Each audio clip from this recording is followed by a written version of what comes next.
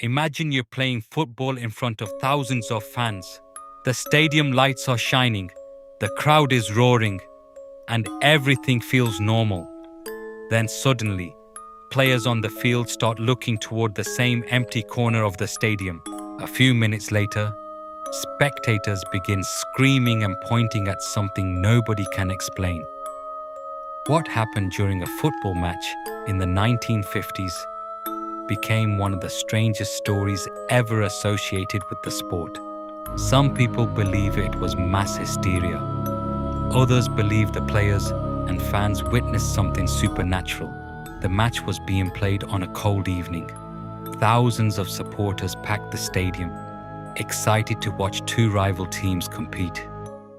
For the first half, everything seemed completely normal. The players battled for possession, while fans cheered from the stands. Then, sometime during the second half, several spectators noticed a dark figure standing near the upper section of the stadium. At first, nobody paid much attention. Stadiums are full of people moving around. But what made this figure unusual was that it never moved. It simply stood there, motionless, staring down toward the pitch. As the game continued, more people began noticing it. Some claimed the figure appeared unusually tall. Others said it looked like a shadow rather than a person. A few spectators later reported feeling a sudden chill whenever they looked toward that section. The strange atmosphere spread through the crowd. Soon players on the field started glancing toward the same area. One defender later admitted that he felt uncomfortable for reasons he couldn't explain. It was as if hundreds of people were suddenly focused on the exact same thing. Then something even stranger happened. Witnesses claimed the figure vanished, not by walking away, not by disappearing behind a wall. It simply wasn't there anymore. One moment people could see it, and the next moment the space was empty.